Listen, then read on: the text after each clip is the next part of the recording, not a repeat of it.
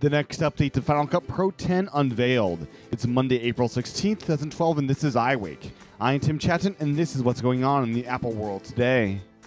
Good morning, and welcome to another edition of iWake. So today's episode is going to be just one topic, and the reason for this is I nearly got killed out in the ocean, and I'm quite frankly exhausted from my already extremely long day, and didn't have the time to research more topics than this. So I'm going to go really in depth with this topic, and it's a topic I really enjoy, so I hope you enjoyed it as well. The how to this, me almost getting killed out in the ocean, is that I was snorkeling and got swept off into a strong tide with huge waves that propelled things like fish and people, including myself, into a giant rock wall. To escape this tide, I tried to swim out of it, and that didn't quite work. So I ended up going along with the ride, with the waves, and hitting this rock wall, climbing up it, while being beat down by strong waves that could swipe me off my feet at any time, any second. So the lesson I learned here is be careful in strong tides while in the ocean, especially in a rocky area.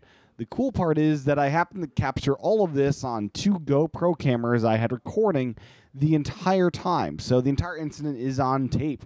So in the next few days, I'll be preparing an edited version of that for YouTube, and should be a crazy video to watch as I try to save my life, basically. So you can watch that in the next couple days over at youtube.com/tchaten. /TCHATEN. So that's my YouTube channel, youtube.com/TCHATEN. With that said, let's get on to the topic of the day, and that is Final Cut Pro 10. I use this app every day, and I use it to multicam edit my videos like this crazy ocean outing. So, as some of you may know, is that NAB is happening this week in Las Vegas, and at this event, tons of video production products are unveiled. NAB 2011 unveiled Final Cut Pro 10, and this year Apple is back for some private meetings for one-on-ones in attendance. So Larry Jordan was one of those lucky few to get an interview, a discussion with Apple about Final Cut Pro 10, and he did a write-up about his meeting. Larry begins writing by saying that he had a meeting with Apple on the record, and it was shown not only the future of Final Cut Pro 10, but also some new third-party products to be announced later this week that he was not able to write about quite yet. He continues by saying, when Apple was preparing to launch Final Cut Pro 10, they told me that the new architecture of the software combined with the flexibility of the Mac App Store would allow for much more rapid updates to the program. However, while the releases were planned well in advance, there's no significance to the alternation of feature 10.0.1 and 10.0.3, with essentially bug fix in 10.0.2 and 10.0.4 releases being feature fixes. So in other words, don't read too much into this alteration pattern of features and bug fixes. However, do keep in mind that Apple has updated Final Cut Pro 10 4 times in less than a year since its initial release. So that, first off, is a cool thing to know, that Apple doesn't care whether it's a huge update, a minor update, a bug fix. An update is an update, and they'll push it when it's ready and needed. Larry continues by saying, Apple stressed that Final Cut Pro 10 is a long-term project and that they are fully committed to it.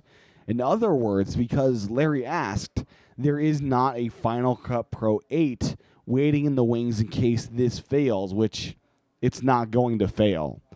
Apple views Final Cut Pro 10 as the future of video editing, and as I say, Final Cut Pro 10 is the future of video editing, and professionals that are reluctant to agree with this are not too bright.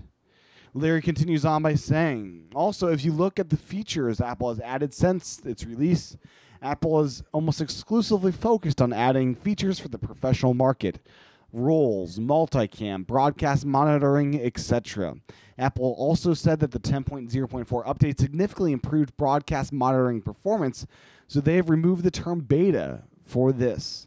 I asked if 10.0.4 now has sufficient performance to support multicam monitoring, and Apple simply said yes. Apple then showcased the TV show Leverage and their new workflow. The show shoots on Red cameras in Portland, Oregon, ships those hard drives down to LA for editing. Red files are transcoded to ProRes proxy for editing. The show is edited in Final Cut Pro 10. X2 Pro converts the files to Pro Tools for audio sweetening. XML exports from Final Cut Pro 10 are sent to DaVinci Resolve for color grading. Final conforming of audio and video is done in Final Cut Pro 10, and final delivery is a ProRes file. So that is the workflow that Apple shared with Larry, and now onto the meat and potatoes, the new features coming out later this year.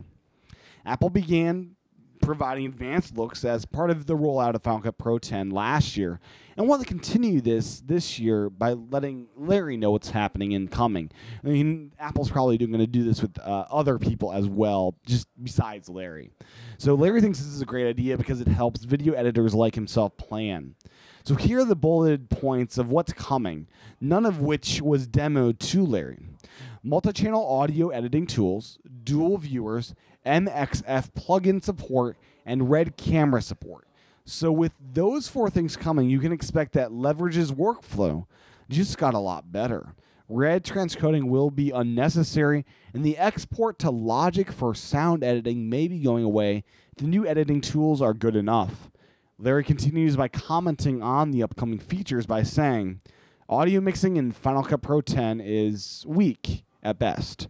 I'm looking forward to seeing what the new tools provide. Dual viewers is analogous to source and record monitors, though Apple stressed that when they implement a feature, they try to do it better than has been done before. Good example of this is their recent multicam addition. This feature would allow us to easily compare 2 clips.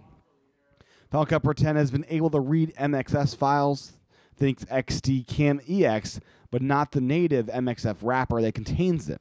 In the past, they need to convert them to QuickTime. In the future, Final Cut Pro 10 won't need to make this conversion.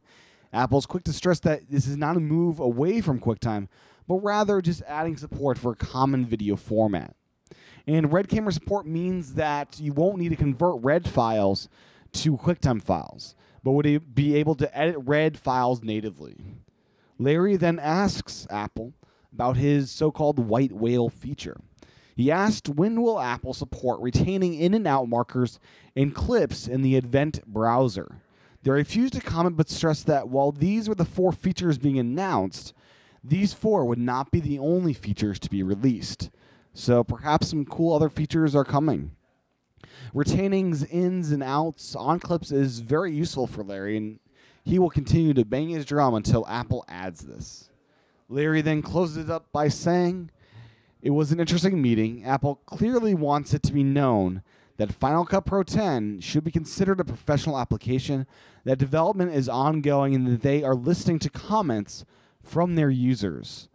I tried to get them to provide hints on upcoming hardware, but no hints were provided. I also got a sense that they are working on another application to join Final Cut Pro 10, Motion, and Compressor. There are several that would be very useful. We shall see if that develops. I don't expect anything to be announced immediately. All in all, it is a fun way to meet up with the Final Cut Pro 10 team and get a sense of what's coming. And I wanted to share what I learned with you. So that was Larry's post and what Larry learned about the new updates. So there you go. So that's what's coming. I know this topic may not interest everybody, but it's a fun topic to explore and a fun, intriguing topic for me. And by the sounds of of what's coming, that with multi-channel audio editing, the old Soundtrack Pro app will now be built into Final Cut Pro 10, which is a cool thing because that will kind of complete the circuit. The Color app is now built into Final Cut Pro 10 in a big way. Not completely there, but they're in a good way. The DVD Studio is now built into Compressor and Final Cut Pro. Mostly, but not fully baked. Doesn't give you as many features as the old one. And as many of you've guessed, that means we'll probably need a brand new app that accomplishes something we haven't seen in the past. Say an app that turns your content into iTunes Extra movies, or some way to package your content differently. It could even be something completely different that I can't wrap my head around quite yet. Either way, it's an exciting prospect. The new features coming out to Final Cut Pro, I'm most excited for the new audio editing capabilities. It is already great for my needs, but an even better audio editor is a welcome thing, as I'm now producing some audio-only shows directly in Final Cut. Well, That's what's going on in the Apple world today. If you like the show, and I hope you do, please head on over to iTunes to leave a review of the audio version. And also, if you're listening to the show, head on over to YouTube, youtube.com/TCHATEN for the video version, and please subscribe to that channel. If you like this show even more, head on over to iWakePodcast.com/again. That is where you get all the information you need to about the Saturday show I do every week. It's $10 a month, and that provides you extra content for iWake, as well as a way you can financially support this show, which, quite frankly, badly needs your support. With that said, I'll talk to everyone again tomorrow. Aloha.